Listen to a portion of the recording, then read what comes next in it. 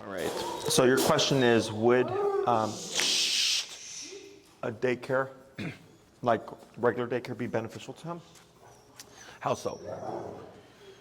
Well, this is how little I know about dogs. Do they need to be around other dogs, like running around with dogs? Like, should I be taking him to dog parks or having him in a daycare where he's getting like exercise during the day? Because I don't know if I told you I work nights, so I'm like sleeping during the day. Sure.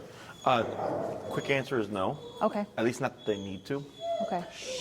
What he needs is food, water, roof over his head. The sending a dog to daycare is more out of necessity, and or it makes the owner feel better. So like I get a lot of dog owners ask like, oh, should I send my dog here to your daycare? I'm like, well, do you want to? And they're like, well, I'm not sure if the dog needs it. I'm like, your dog does not need it, right? Okay. Technically speaking. Or an owner might have a dog that's dog reactive, and they want to send them to daycare hoping that playing with dogs helps the reactivity, which it doesn't, because they're two separate things. When you're walking with Mario prior, right, with the reactivity stuff, is if he's perceiving threat or if he feels he needs to protect you, we're going to see that behavior. Okay, so that's why this comes into play, because now you've got a structured routine. Like this is complete 180 from like the first time you showed up back here, right? Right. Because of the structure, which is what he needs, Right. But them coming to my daycare would not help the dog's reactivity because they're separate. This would be a community setting, right? And we get dogs that are reactive on leash, but then here at the daycare, completely fine, and they play with dogs, so they don't overlap. Okay.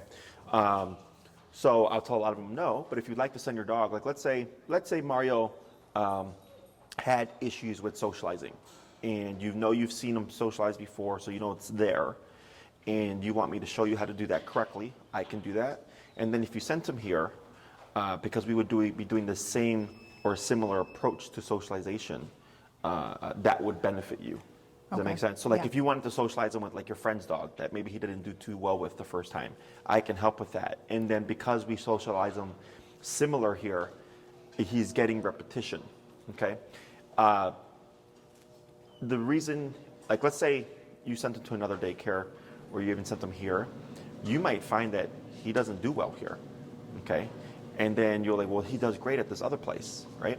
But he's been going there since you said he was a baby or whatever, right? Oh, yeah. So he's super comfortable. That's like a second home to him. And that's why he is comfortable there. Okay. And we get that too, where the owner will be like, oh, my dog played like, fine at the other daycare. I'm like, yeah, this is a completely new setting, new dogs, new people, new environment, right? All that puts the dog under stress. So then sometimes they don't do well. So does he need to? Nope. Okay. If you'd like to, you can, right? But it's not like he's sitting there like at home while you're sleeping like, man, what's wrong with sending me to daycare? That's a human thing. Understood. So, yeah, that's all personal preference. That's my opinion. Like, how long does he have to wear this e-collar? Is it going to be a day and a time where it becomes second nature to him to do the things that we do without the e-collar, or is this is like a lifelong thing? When you need it. So, I think I use this analogy, but I like using cops. You go on the expressway ever? Yeah. You go the speed limit? Yeah. Well, no. No, right? But you see the cops and what happens? Slow down. Correct. Mm-hmm. So think of the e-collar as a cop on a collar, right? So like if he's going to be outside on a walk that's longer than a quick potty break, if it's going to be, I'm going to let Mario off leash to run around at the park, I have it there just in case. Because one, life happens. Like things just can happen out the blue. I had a client run into a coyote over at Lincoln Park. I've had client dogs run away because of random fireworks. Not even around 4th of July, just random fireworks, and it spooked the dog. I had a client's dog who was playing fetch at Oz Park, and then a random dog ran over to take the ball, and there was just a dog fight. And she was off in the corner of the park, like minding her own business, right? And then some dude's random dog just ran into the picture, dog fight. But because of the e-collar, in all these instances, they were able to regain control and return their dog. Whereas if there was no e-collar, that fight could have kept going on. The dog may have taken off after that coyote, So those variables of life can happen. So I'd rather have it and not need it than need it and not have it. Like that's my kind of mentality on things. If he's a great dog inside the house, you don't need it. If he's a great dog when he goes to daycare or the place that you stay on at, you don't need it. If he's great when you go to a relative's house, you don't need it. It's just on those walks or when he's going to be off leash, you know, would be times that you'd have it on just in case. So you shouldn't be needing to use it all the time. Like you shouldn't be tapping the button every day. Right. It's just the presence of it, right? So it's like, Yeah, he's a completely different dog when I Yeah. put the collar on versus when we just go for a quick potty break, Mm-hmm. and I don't have it on like really early in the morning. Right. Now, if you would like to have something for those quick potty breaks where you're not having to put on the collar, you can use like a prong collar, which is the spiky looking one. There's a brand that I recommend that I can send to you if you'd like to purchase one. Okay. And it still gives you direct tap. Yep. It still gives you a means of correction and control. It's not as effective as an e-collar. Like this is the easiest and most effective tool in my opinion. But like if it's a quick little potty break, and like let's say I had a client where she like went out with her dog in the front yard, and then just a bunch of dogs just came, and it was like chaos. Yeah. And then she's like, you know what, Jesse, it's not worth it. I'm just always taking my dog out in the e-collar. And I go, yeah. I mean, it's just one extra It's step. so true because there's just so many dogs on my block because of the 606 being right there. They're Sure. just everywhere, Yeah, and because people ask that a lot, they're like, when does the dog just kind of do this on their own? Yeah. Dogs aren't capable of being proactive, which is what that takes. So like for you, you could decide one day like I want to learn how to sing or I want to learn how to play an instrument, and then just like go on Google, find a teacher, set up an appointment. I like them, I don't like them. Don't like them, find another teacher. Right? That's all proactive decision making. But we're also reactive. Someone insults you, and then we can either get angry or we can choose to ignore it. Right? We can react to that response. Dogs are mainly reactive. Okay, so he goes, I'm walking on a leash, there's no e-collar, there's a dog, bark, bark, bark, right? Or I'm walking on a leash, I have the e-collar on, I see a dog, no bark, because I don't want the consequence, right? He's reacting to what's going on within the moment. So he's not going to wake up one day going, you know what, mom's put in all this work for me. It's kind of like the daycare thing, right? He's not sitting there going, I wish mom would take me to daycare. So he doesn't get to the point where e-collar or no e-collar, he won't bark because it's the e-collar physically around his neck that's causing him to stop barking. Correct. It's like asking like, at what point will humans not need prisons, judges, and jails, and cops and laws, right? That we would one day just expect like everybody's going to obey the same law without any kind of reinforced consequence, right? That wouldn't be a thing. That's why if you watch like an end of the world movie, like there's always like chaos and like anarchy, and then people have their own groups and their own rules, and they don't always agree, right? That's the same thing. So it's nothing good or bad. It's called opportunistic behavior. If you can get away with something, then why not? Okay. Now, like let's say in the house you're using the e-collar for stuff, right? And you're like, well, Jesse, I don't want to have to always use the e-collar in the house. That's a bit different because he spends most of his time in the house, right? So, and there's other tools that we can use to correct them so that he doesn't become dependent on the collar. Okay, but when you're walking outside, this is the easiest approach of just I have my tool if I need it, just in case. But inside, if he barks because he hears a dog walking out the window, that we can correct using other tools so you don't become dependent on that within the home. Yeah, I started watching the videos that you sent me. I just haven't had a chance. Was it the bonker ones? The bonker ones. Yeah. I just haven't had a chance to implement it because I was out of town, but That's fine. Because discipline can be implemented at any point. it's mostly the crying with the food that's got to be corrected. Like he cries when my son and I are eating dinner. Oh, sure. Yeah. Yeah. So that you can correct. I don't care what you do, but don't whine and cry when I'm eating my dinner. Right. Yeah. Okay. Anything else? That's it. Thank Alrighty. you. So is that your leash there? Yeah. Cool. So what we're going to do is we'll actually use one of our leashes because if we use yours, it's going to go home looking like a teddy bear because there's so much fur on the ground. So we'll use one of our rubber leashes here. Okay. So that this way you're not having to worry about that. But when you go to work with him outside, of course you'd be using your long line. And just make sure that this is not tangled up. And we're going to leave, actually, you can clip them to this blue one here. Okay. So you replace yours with this one. Okay. I know, a lot's going on. I talk to him like he understands me, but I know he doesn't. Well, as long as you know he doesn't understand you. Because I get people that think their dog does. That's how, like, you're like, have you had any people over? No. It's because some of my clients would have people over, but they stopped because the dog was so bad. So I was trying to get a feel for, like, is it because of his behavior? Otherwise, if it's like, no, we just don't have people over, then it doesn't matter. Okay, and you're going to clip this one to him as well. She's going to have the 2 leashes on. All right. Look at that, buddy. Alrighty, so here, Which hand do you hold your leash in? I've been holding in the left. I'm sorry, your remote in. Which hand is the remote in? Right. Right? So what we're going to do with the long leash is you're going to have the handle over your right thumb like this. You're going to have your remote here. Okay. Just don't drop your leash. You're going to have your remote here. So leave these fingers free, okay? You're going to have the leash draped over your left hand like this, okay? So here, if I have my remote, I have these fingers to take the leash and just grab it and then throw it down.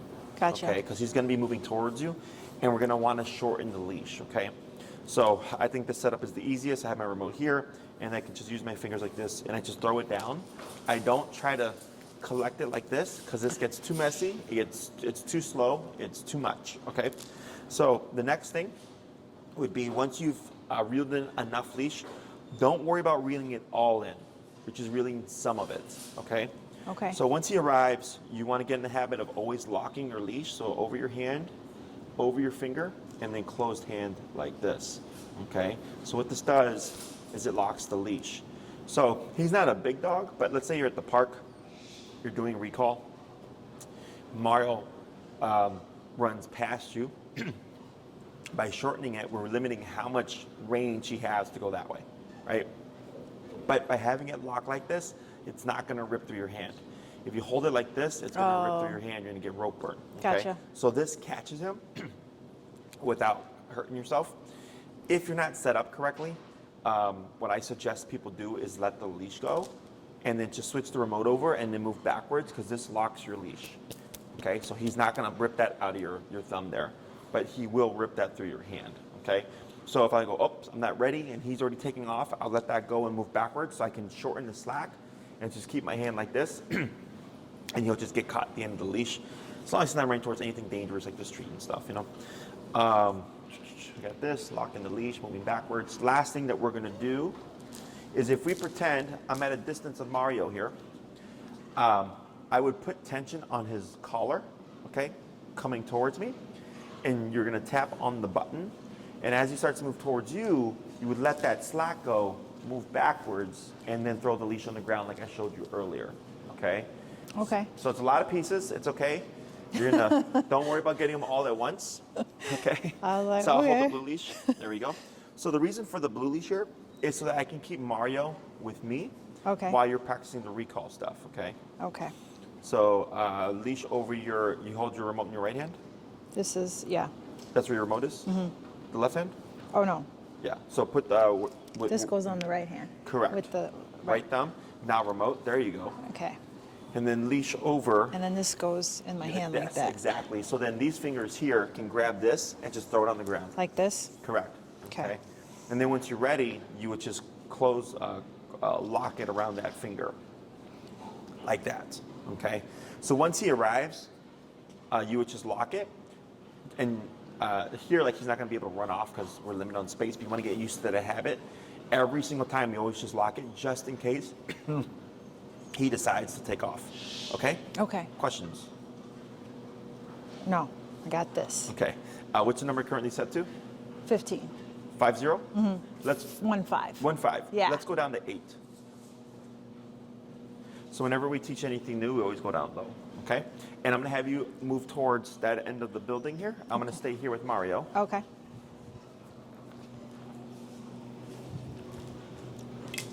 Yep, that's good right there. Now here, go ahead and reel in a little bit of leash. Stand where you are, but reel it in. Right? A little bit more. About there. Okay. So here, when I say tap, you're going to tap on the button. Once Mario starts moving towards you, you're going to move back 3 steps as you reel in the leash and then stop and wait for him to arrive. If he doesn't, I'll coach you through the rest. Okay. So tap, tap, tap. Now tap and pull on your leash. Tap. Yep, now move backwards. 1, 2, 3. Hold right there. Good. And praise. Praise. Good job. Good. Awesome. Good. And then you're going to say break. Break. Good. And then we're going to repeat that 4 more times. Now, when you do your movement back, Should I be shocked and amazed? He did better than me. his job is easy, right? He's just got to go to you. And he already has a natural inclination. I noticed that when when you walked away, he was already wanting to follow your lead. But there we go. Good. Yep, going to get situated. And you can come a little bit forward. About there, that's good. And then same concept. And you're going to tap, tap, tap. Now tap and pull. Tap, tap. Now backwards. 1, 2, 3. Hold right there, yep. And then lock your leash. Like that. Now praise. Good job, buddy. Very He's so good. Yeah, boy. We're going to do 3 more. Once he shakes his head, that moves this first. Then I don't get good. Like when he shakes it, I don't get good reaction there anymore. Good boy. Uh-oh. Good. How's he with people around his neck? The clip came off. Say again. Is he okay with people around his neck? Yeah. Yep. There we go. The blue one came off. Come here, bud. Okay, buddy.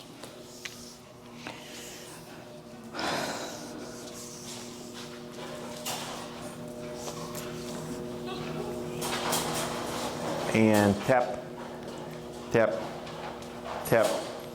Try bumping. Let's go to 10.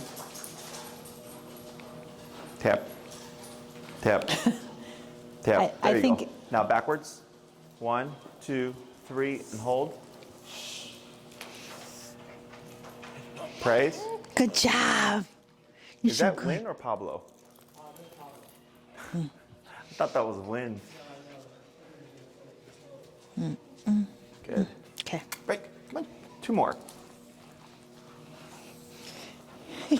He never gives a crap about the break. I always say it, but he He doesn't do anything. nope. He doesn't do anything different. Come on, bud. Wait, there you go. Attaboy. Oh, he's kind of stuck in it. There we go. What's going on? There we Let's go. go. Come on, bud. All right, and wait a moment.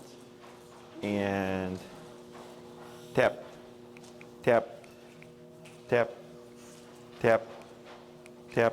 There you go. Now backwards. 1, 2, 3, and hold. Whoa. Tap, tap, tap, tap. Go to, there it is. Now, almost. Wait a sec. Now praise. Good job. That's it. You got it. Good. 1 more. What'd you bump it to? What are you at, 13 now? I'm at 14. 14. And I what were think you at he- before 15? I think he moved it. Usually when I have to bump it, it's because he moved the collar when he shook his Sure. body.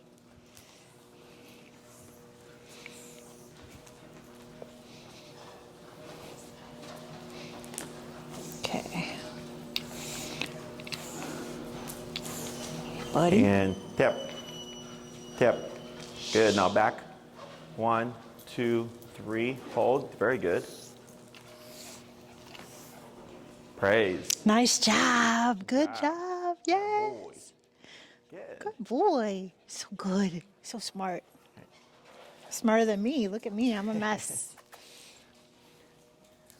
So we're going to try 3 more with the tapping.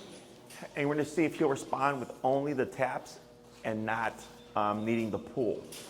Okay? Okay. So we're going to try to, what I would like to see is when you tap on the button, he should already start moving towards you without you needing to pull him.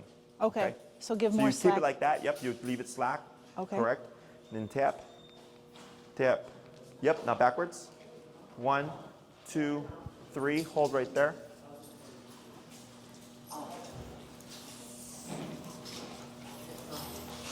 Wait a moment. And praise. Yes. Good job, Mario. You did it. Good. So you see there how you did not have to pull him? Yep. That's what we're looking to see, okay? Okay. Good. Break. Break. Good. Stay there. Don't move. Oh, okay. No, I'm just joking. I'm talking to Mario because he never does anything. He would have been teacher's pet if he was an actual person. Come here, bud. Good. And you're still at 14?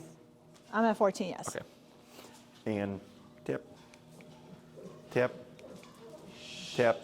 Now backwards. There he is. Yep. Good. And then reel in as he approaches. That's correct. Good. Not the fastest guy, but.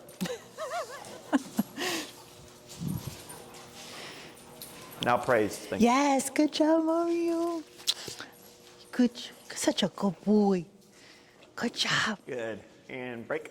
Break. You don't need to take care. You just need to be good for Good. More mommy. do.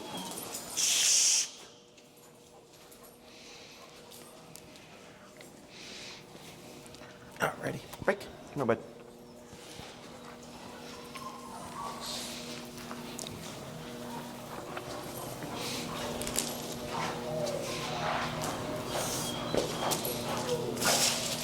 And tap, tap. Yep, now backwards. 3, yep, hold right there.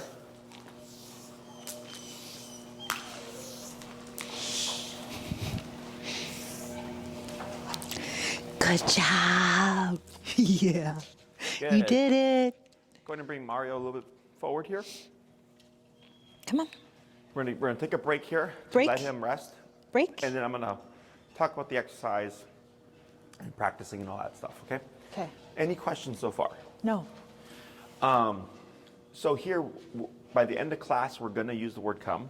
Right now, the reason why we're not using it is in case, let's say you called Mario and he came to you, it doesn't allow us to use the remote technically, right? Because if you said Mario come and he started coming to you, why would we use the remote technically speaking? So here, I don't want him to respond to the word, I want him to respond to the caller. I gotcha. So that's why we're not using that. So kind of like with the first class, remember we didn't say heel? Yeah. You were just doing the exercise. Because to say come is inconsistent if there's other things. We want him to listen to this Correct. before the word. Correct. Gotcha. So then so like right now in those last couple, I don't know if you saw when you tapped him, he was kind of doing this, where he was going backwards. Yeah. And then he'd start moving forwards. I don't want him to do that. I want him to feel the tap and then immediately come to you. Okay. So right now he's still kind of unsure about where to go. That's why you're seeing him back away. Okay. So by the end of today's class, we will be using the word because now we can see he is responding to the caller. Okay. The way we're practicing right now is not realistic. No one would be holding Mario for you, right? He would be doing something. Right, right. We do this for the sake of the exercise so that we can repeat it, so that you get an understanding and you get the movements, right? The reeling of the leash, locking the leash, moving backwards. Like it's very coordination heavy. So by doing these reps, it allows you to build up your muscle memory on these things, and then also condition him to respond to just the caller before we layer in the word. Okay. So the way you would actually practice this is you'd go to the park with your long leash, switch your short leash with your long leash, Mario break, and then wander and let Mario go and explore. Okay, so let him be a dog. Does he have any prey drive at all? Like squirrels or rabbits or anything? Nope. Nope. Not anymore. Oh yeah, because of with the training stuff, right? No, like he used to chase squirrels when he was a baby, but then he hasn't done it in years. Oh really? Yeah. Okay. Has he Other had dogs, the food. opportunity to? Other dogs and food. Yep. So like anything that would He get his sniffed out attention. an Oreo cookie that one of the kids left in the grass. I was like, "What are you eating?" It was an Oreo cookie. So when you let him off to go explore, He sniffs everything. That's he's fine. He's a botanist, I think. okay. So he can sniff, do his doggy thing. Okay. Okay. So let's say you go to the park, you switch him to the long 30-foot. You tell him break, and he just goes off on a sniffing spree. Okay. And then I just wander with him, letting him be a dog and stuff. And he's peeing on things. He's pooping. You know, he's staring at a rabbit. He finds a nice bush that has a lot of smells on it. He's sitting there smelling it. I let him do all this stuff, and then I find an opportunity to recall him. Okay. I like to practice my recalls when the dog is actively engaged with something. So like, let's say he did have prey drive and he was chasing a squirrel. That's prime time to practice that recall. Okay. Okay, because typically when people need the recall to work, the dog is chasing something, they're running away, or they're running towards something they shouldn't, like the street. Okay, it's almost always in away motion that the owner needs the recall to absolutely work, okay? So the dog is not looking at me. Correct. He's honed in on something else. Yeah, either Okay. sniffing something, chasing something, stalking something, anything where he's just completely oblivious to you. Okay. That's where I apply the recall. Because if we do sit, stay, right, and I walk over here, And then say come, Yeah. like, that's not realistic. Like, he's not going to be waiting for you. No one's going to be holding him. So I want to practice this in as realistic an environment as possible, okay? And every dog's different. So if it's like, yeah, he doesn't chase squirrels, he doesn't chase rabbits, doesn't really care for dogs, or all he wants are, like, if he can find things in the ground and or sniff stuff, then that's what's going to be applicable to you, technically speaking, okay? So if you go to the park, let's say you go for 20 minutes and you're going to practice your recall. You wouldn't drill it like we just did, okay? Because we did a bunch in a row. You wouldn't do that, because if you did that, it's going to make him paranoid. He's not going to want to leave your side, okay? Okay. So I might go for 20 minutes, letting him just be free and be a dog. And at the very end, I'll find an opportunity. Mario, come, tap, tap. He comes to me, go boy, switch my short leash with the long leash, and then we walk home, right? The next time I go for 20 minutes, I may call him 5 times, and the next time 2 times, the next time 2 times, and then 1 time, then 1 time, then 5 times. I'm randomizing how many times I call him, because I don't want him to pick up on a pattern. Because if every time you go and you call him 20 times, he's not going to want to leave your side. Okay? Okay. So you're trying to keep him on his toes. And sometimes I might go and not even call the dog. I'll just use the leash to reel them in. Like this, physically, just pull them in, clip them on the short leash, and then go. So we don't even do a recall there, technically speaking. Okay? But I still have a means of bringing in my dog because I have that long leash. Because with the taps, he's going to want to avoid the tap. So then he's going to hover close to you. So kind of like what you said earlier, like, I tell him break and he doesn't really do anything, right? At this point, because he's going to be given the opportunity to do more stuff, we should start to see him kind of take advantage of that, right? Because it's not every day that he gets to go to the park or go to a new environment. So he should be more incentivized to go and explore. If not, we'd have to work on that. Okay. Questions on any of this stuff so far? And do I tap them at 8? You said that was like for a new skill. Right, Go right, lower. right. Should I tap them at a higher number initially? I would probably start at 8. Okay. So, because you're trying not to dissuade him, right? I don't want to tap him at like 20, and then he comes to you, he's like, all right, well, I'm not going to leave your side then. Because now it's like, how do you practice now, right? So, heel tends to be the fastest thing that we teach, because almost everybody walks their dog 3 times a day, 7 days a week. Recall tends to take the longest, okay? Because you got to have your long leash, you got to go to the park, hope there's nice weather, hope there's lots of new scents for Mario, right? Right. Hope there's stuff to distract him. Hope that he leaves your side and doesn't get stuck to you, right? There's a lot of factors.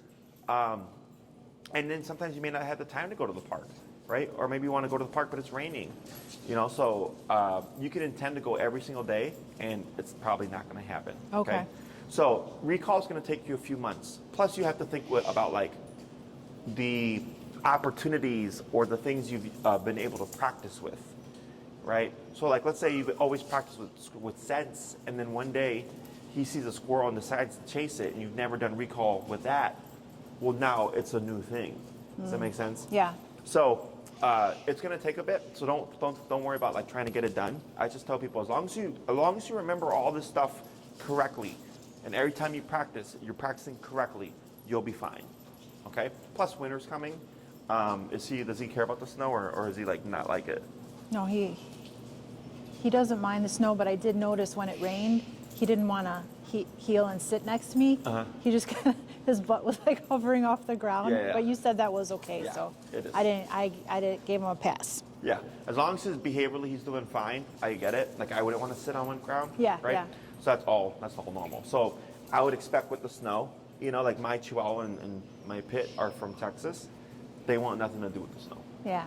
I hear you. Yeah. So if like you try to go practice in the snow and he's too cold and he's like, nah, this is not my thing. Well, now you have a season where you can't practice, right? So then you have to come back in the spring, technically. So eventually he's gonna not need the 30 Correct. leash? Yeah. Okay. That's the goal. Okay. Is that you'd have your collar just in case, but you don't need the long leash anymore. Right. Okay? Okay. At this stage of training, you're always going to use your long leash because it gives you a means of making him guaranteed And come back to keeping him you. safe, yeah. Exactly. And people always ask, well, how will I know when my dog is ready for no leash? I always say you'll know. It's kind of intuitive because you're the one that does all the work with him. Yeah. You know, so like, if you know, like, yeah, I've only practiced with him once a week for a couple of months. That's only really like 8 times you've gotten to practice, right? If it's once a week for 2 months. So then logically, like, he's not ready yet. Until now, if you've gone several times every day of every month for a couple of months, you're much closer to that, right? But typically, people are pretty good about realizing when their dog is ready for complete off-leash recall.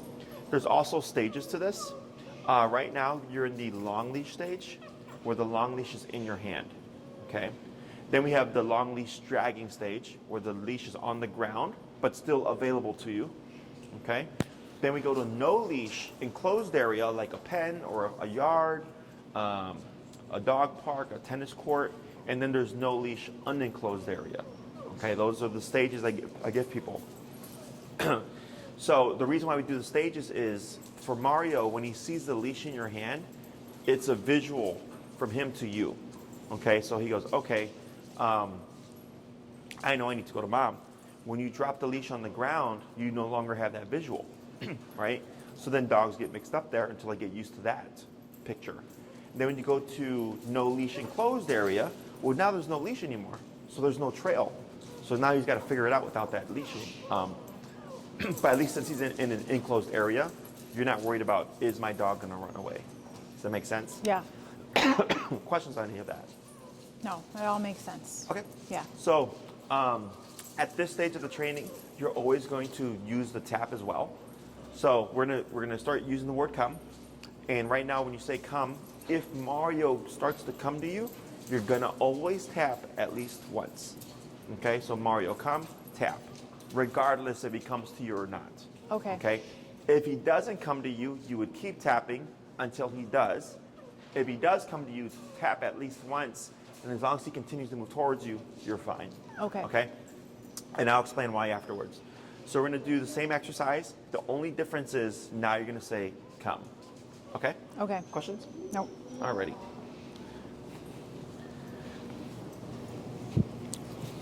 But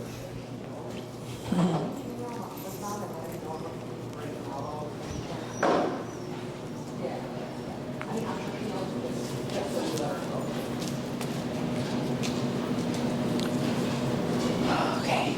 Come. tap. There you go. Now backwards. 1, 2, 3. Good. Yes. Good job. Oh. Now here, tap.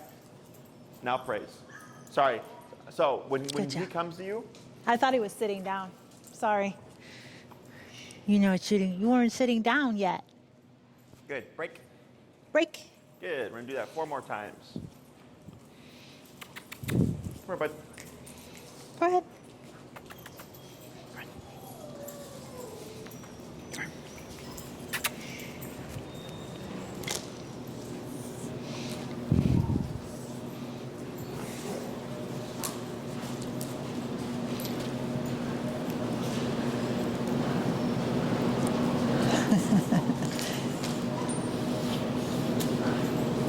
Okay. Come. There you go. Now backwards. 1, 2, 3. Good. Hold right there. That's faster. That's good. Good. Praise. Good job. That's it, Mario. You're learning fast. Good. Break. Break. 3 more. Come here, bud. There we go.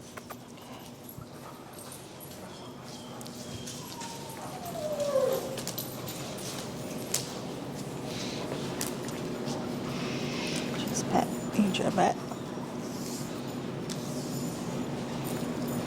Come. Yep. Now back. 1, 2, 3. Good. Hold.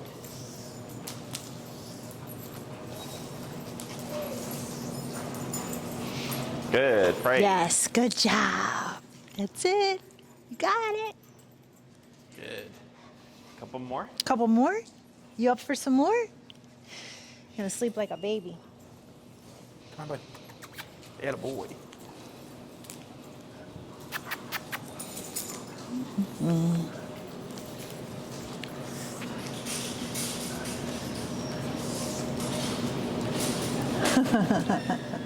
Come.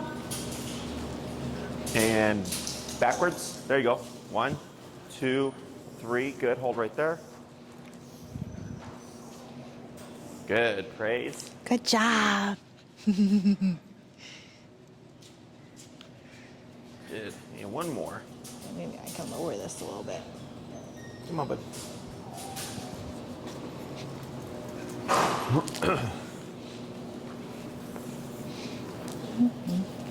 Maybe 13. Good. See?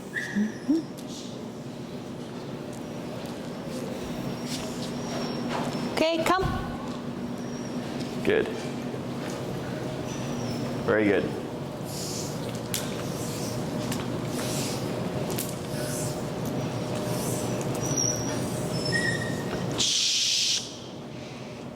Yes, good job. Good job. You did it. You So did here- it. The reason why we always say, always tap when we give the come command is, let's say you call Mario. He responds very quickly. He's coming to you, and then you tap him. What do you think might happen? He won't know why he got tapped. Right. He And won't it might stop him. associate the come with the tap. Right. It might stop him or it might make him run away. He's going to get confused. Okay. So in training, we have training, which is teaching the behavior. So what we did in the beginning, we shaped the behavior. When you feel this, come to me. And then we have proofing the behavior, which is no matter when I tap him, no matter at what level, no matter what's going on, is he running away from something? Is he chasing something? Is he sniffing something? He knows to always return when he feels the pressure. Okay, so I want to make sure that we work through all the mistakes. So if you only tap the button when he's making a mistake, you're not going to create that problem, right? Because you're only tapping him when needed. But what happens when you make the mistake, right? Right. And you tap him too late, and now there's misinformation. Right. So then he's like, uh-oh, maybe I'm not supposed to come back to mom. And he starts to run off the other way, right? So we want Yeah. to proof that. So at this stage in training, every time you call Mario, you will always tap at least once, okay? So on all the ones that you did here, he, for the most part, responded and just started coming back. There was one where he got the tap, and he kind of delayed a bit, but then he like picked up his speed. That was fine. Okay. Okay. So like, let's say you did tap Mario too late, and it starts to push him this way. You would keep tapping and move backwards. You wouldn't say come again, right? And what you're telling him is, hey, bud, you're never gonna run away from this. Okay. So if you tap him and you see him do the wrong thing, keep tapping, move back, and bring him to you. That's why that long leash is so important right now. Okay. So at this stage, every single time you call him, you'll always tap him because you're trying to reinforce when you feel this, you will always return to me. Okay? It will never mean run away. And that'll help proof your command so that when he's fully off leash, the last thing I would want is you were to mistap him or delay, and he gets confused and tries to run away, but now you have no means of making him return. Okay? The movement back is super important with this command because it gives Mario something to attach to. Okay, so like most people when they call their dog, they'll call him and they'll stand still. And the dog goes like this. What? Right? Because you're just standing there. So they go back to doing this. So then if you're moving, it gives them something to attach to. So they go, Mario, come, and he turns around and he sees you doing this. He wants to move towards you. Okay, so we use that natural instinct to our advantage. Plus, let's say Mario happens to be too far or it's too loud that he can't hear you. When you tap him, Mario knows I'm supposed to do something, right? He turns around, he sees you in the distance, and he sees you doing this. That tells him, hey, you got to get over here, right? So he can't hear you, but he can at least see you and know to return to you, okay? And I keep moving back until I know the dog is locked on. So right now you're doing just a general 3 steps, but if you need to do more, that's completely fine. To keep him coming to you, and you always want to be facing Mario. You always want to be facing him when you do this as well. I don't want to call him and see him coming to me and then assume that he's going to follow, because I've seen so many people do this where they'll walk away and the dog will stop and do something else. You know, they'll call the dog and they'll turn away assuming the dog's going to come, and then the dog goes back to play with other dogs, the dog goes to run off and chase a squirrel, or they decide, and they just stop and do something else, okay? So I want to keep my eyes on my dog, move back to make sure that I'm drawing him to me until he is 100% of the way here, okay? I don't care where Mario lands, left, right, front, back, between your legs. Okay. I just care that he's in your immediate space. I want him to be that close, okay? So you see how he's right there? Yeah. So if Mario landed where that spot was, people tend to go like this. Oh, good dog. It's too far. So if Mario came and like stopped right there, you would turn to face him like this, tap, and move backwards without calling him. Let's say he comes to you, but then he goes over there. I turn to face Mario, tapping, move backwards. Okay? Gotcha. So I make him come to me 100% of the way. I don't want to have to step towards him. Okay? So 2 to 3 foot radius is pretty good. Okay. So as long as he's within that bubble, we're fine. But definitely, like even like something like this, I would consider that too far, because I got to step in to praise him. Okay. Tap, move back, draw him in.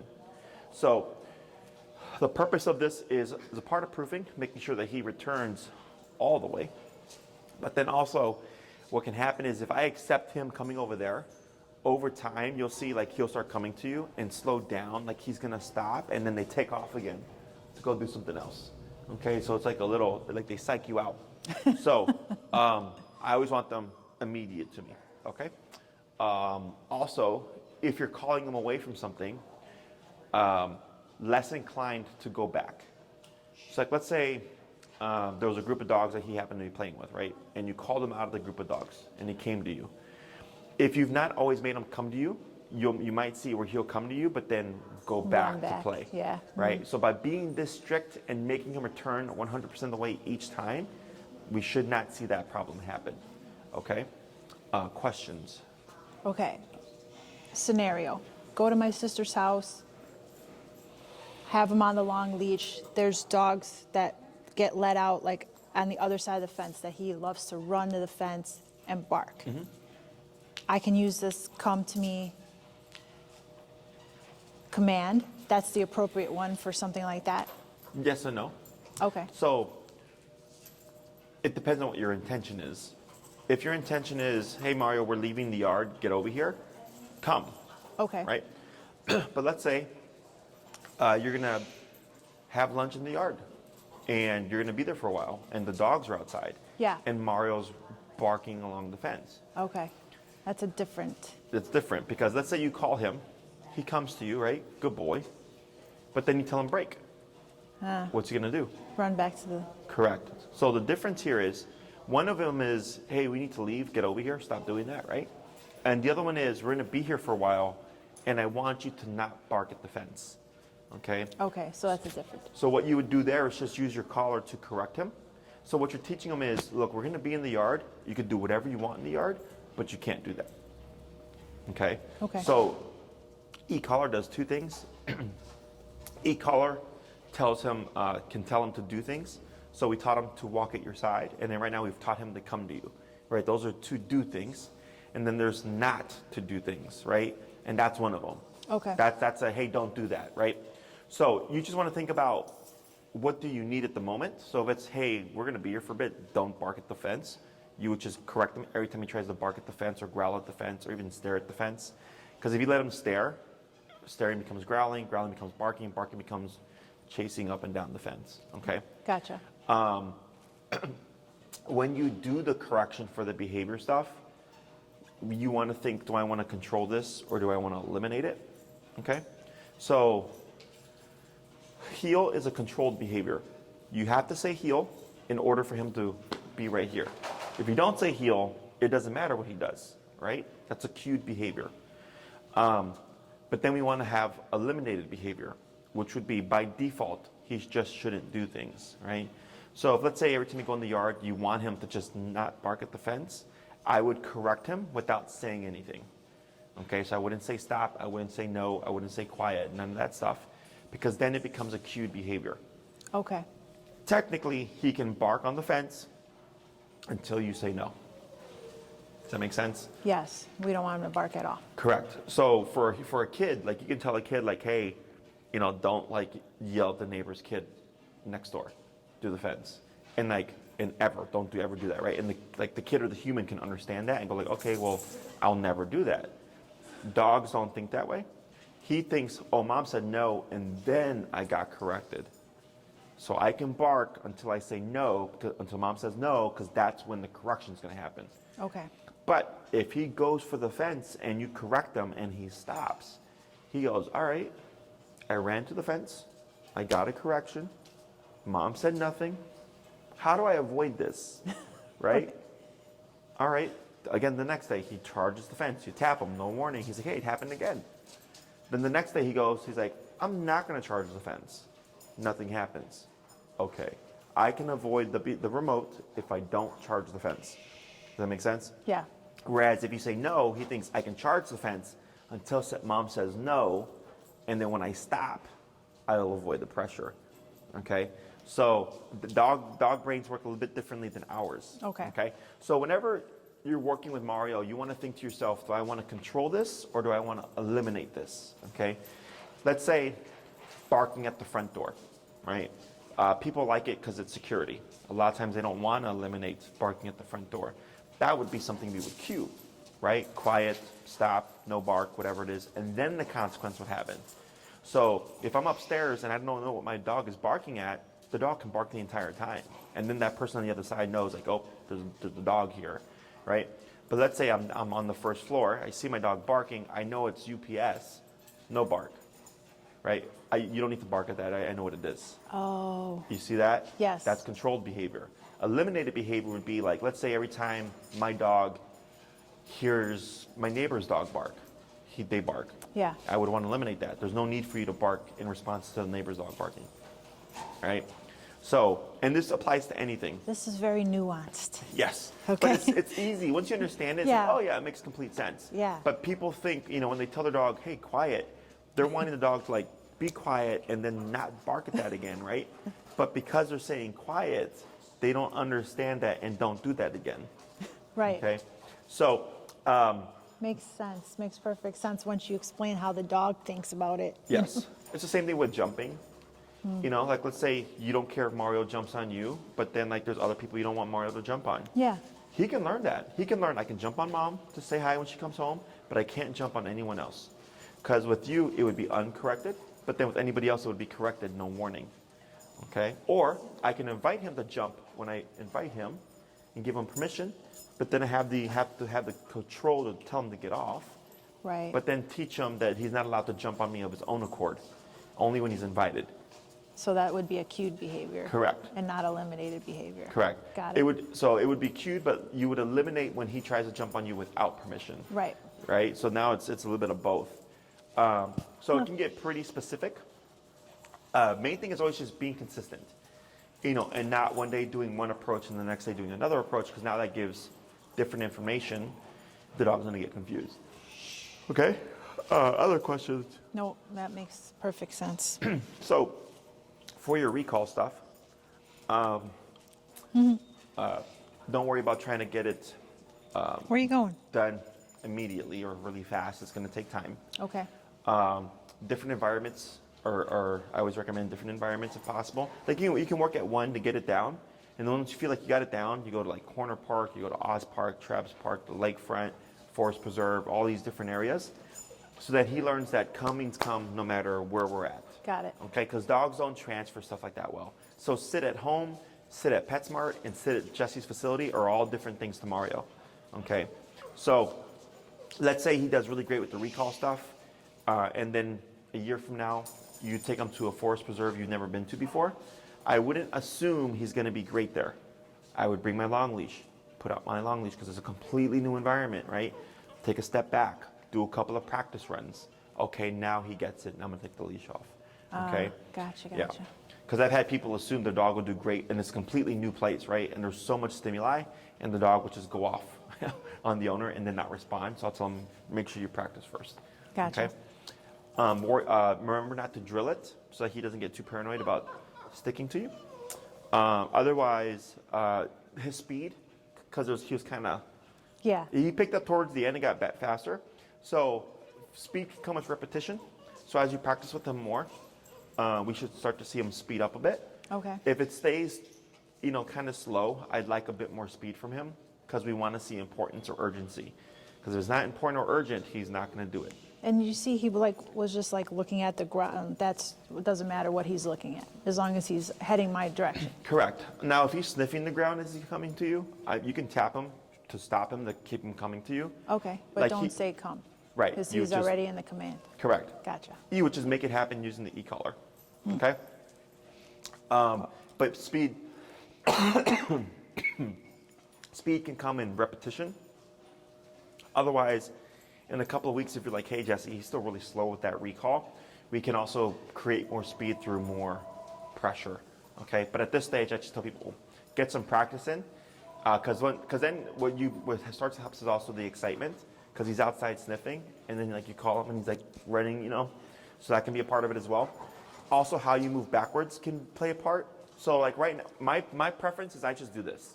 Okay, some trainers will tell you when the dog's coming to you to move back and clap and put a lot of energy into it to give him energy, right?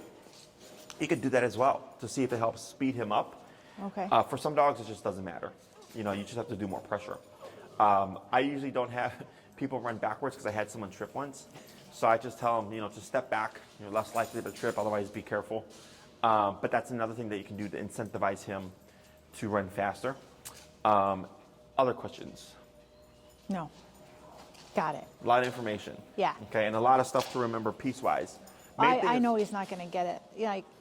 Sometimes he does it so well here, and then we go into the real world. It's dude, what's going on? Well, yeah, because this is controlled environment, Yeah. right? But that's why practicing at the parks and stuff is super important.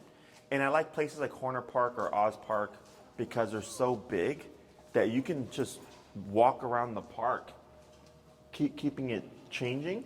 Because if you always practice in a little pocket, it's going to get boring, right? So going to a park like Horner or Oz Park or the lakefront, you can walk and walk and walk and walk and keep it constantly changing and interesting for him so that he doesn't catch on to what you're doing. Okay? Makes sense. Awesome. Break. Did it. Look at you, fancy boy.